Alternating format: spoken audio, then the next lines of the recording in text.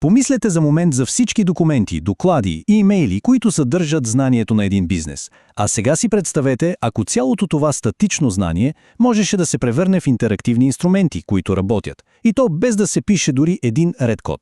Точно за тази революционна идея ще си говорим днес, как знанието се превръща в приложение. И това е толкова вярно, нали? Сървърите ни, облачните ни хранилища са пълни с безценна информация. Пазарни проучвания, успешни търговски стратегии, вътрешни процеси. Но, нека бъдем честни. Колко често тази информация просто си седи там и събира прах?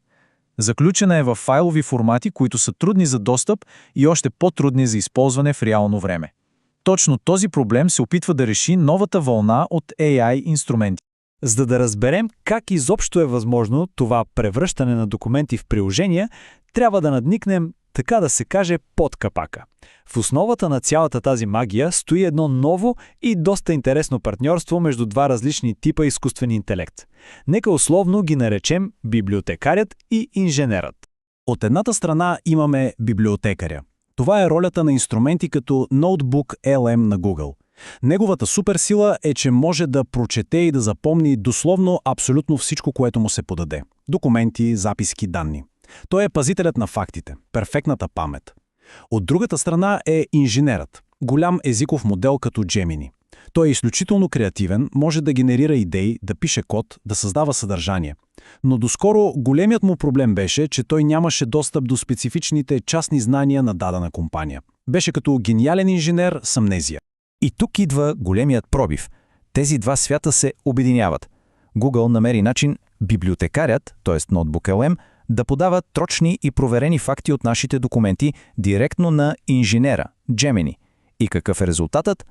Ами креативният потенциал на Gemini вече е заземен в реалността на конкретния бизнес. Сега той може да създава приложения, анализи и съдържания, които не са просто някакви общи приказки, а са напълно съобразени с уникалният контекст на компанията. Добре, ама има една уловка. За да може това мощно дуо да работи за нас, има една ключова предпоставка. Не можем просто да затрупаме този AI с хаотична купчина файлове и да чакаме чудеса. Първо трябва да си подредим къщичката. Знанието трябва да се организира по начин, който изкуственият интелект може да разбере. Трябва да изградим така наречения бизнес мозък. Един суперефективен подход е системата на 4 рафта. Представете си го така. На първия рафт, основа, слагаме фундамента на бизнеса, мисия, ценности, ценоразписи. На втория, проучване, събираме всичко за външния свят, данни за конкуренти, пазарни анализи. Третият рафт, проекти, е за живата, дишаща част, текущи записки, чернови, идеи. И накрая, на рафт резултати, поставяме доказаните успехи, най-добрите търговски имейли, успешни казуси.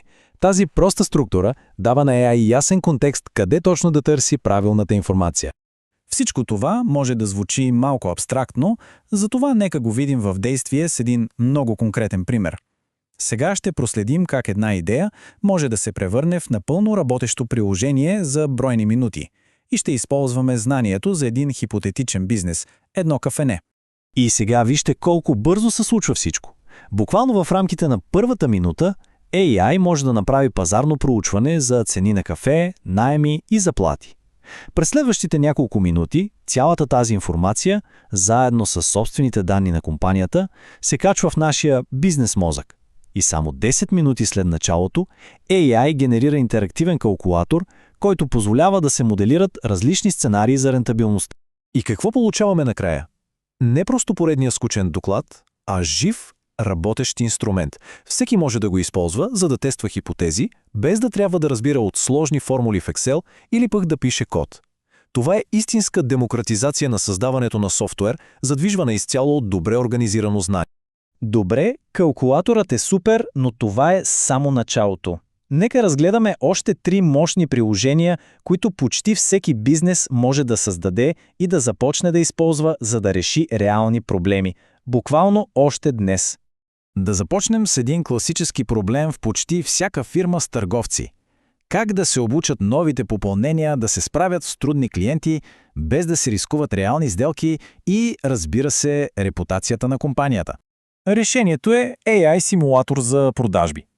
Захранваме нашия бизнес мозък с най-добрите търговски скриптове, списъци с често срещани възражения и примери от успешни разговори.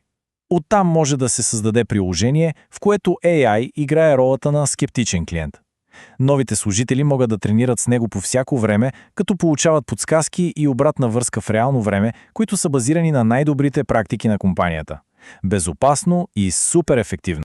А ето и друго предизвикателство, което всеки менеджер познава до болка. Маркетинг отделът има своите таблици, счетоводството своите PDF доклади, а пък отдел човешки ресурси своите документи. Как да се получи бърза и ясна картина за състоянието на бизнеса, без да се налага ръчно да се събират данни от десетки различни файлове? Отговорът е стратегическо табло, генерирано от AI. Просто се качват всички тези разнородни доклади в бизнес мозъка и се инструктира изкуственият интелект да създаде единен интерактивен уеб интерфейс. Той може автоматично да извлече ключови показатели, да генерира графики и дори да маркира потенциални рискове, като обедини информацията от всички отдели на едно единствено място. И за финал, нещо супер важно, особено за фрилансъри и малки агенции. Първото впечатление. Процесът по посрещане на нов клиент е абсолютно критичен. Как може да се впечатлят клиентите с професионализъм и перфектна организация още от самото начало? Решението? Персонализиран клиентски портал, създаден от AI. Просто му давате договорите, творческите задания, често задаваните въпроси и контактите на екипа.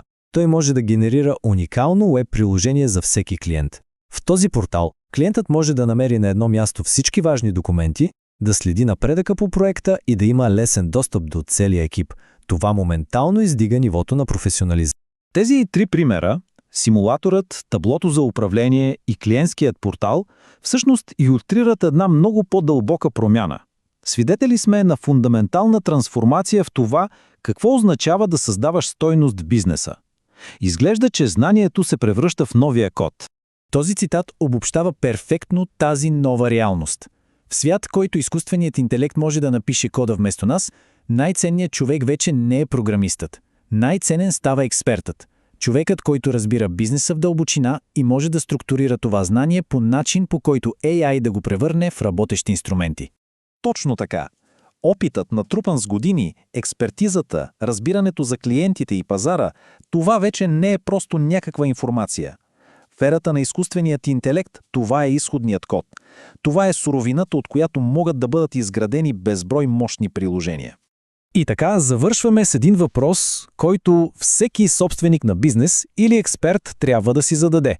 Разполагайки с целия този натрупан опит и знание, какво би могло да се изгради с него? Изглежда, че възможностите вече са ограничени само от нашето въображение.